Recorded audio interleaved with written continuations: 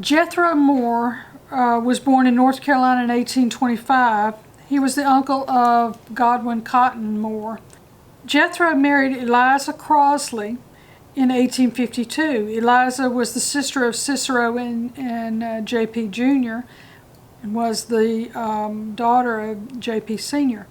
They were the parents of two boys. Jethro served on the board of directors of Trenton High School in 1870, which was an early school here. He was also West Monroe's very first pharmacist. In the Great Fire of 1873, the fire began in his pharmacy building. This fire swept through the little town of Trenton, Louisiana, burning it to the ground. The town was so important to the cotton trade, and it was a major import and export area for the area, that the town rebuilt very quickly. The year after it was rebuilt, there was a great flood, which there is a picture of, and it destroyed the town again, and they rebuilt. So that gives you an idea as to how important the town of Trenton was to this area before the trains came. In 1877, he was appointed mayor of the town of Trenton and justice of the peace of the 7th Ward due to a petition signed by several members of the town. Once Trenton died in the 1880s, Jethro and the rest of the Trenton merchants moved to the old town of Cottonport, which was the nucleus of West Monroe.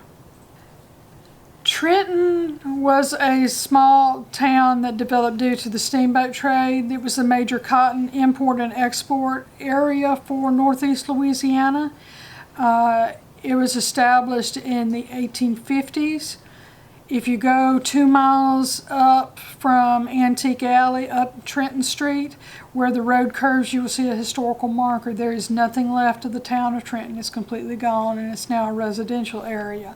That is where the town of Trenton was. Trenton had so much cotton coming into the area that an area 2 miles down the river was set up as a kind of an overflow for the extra cotton coming through, and hence it was called Cotton Port.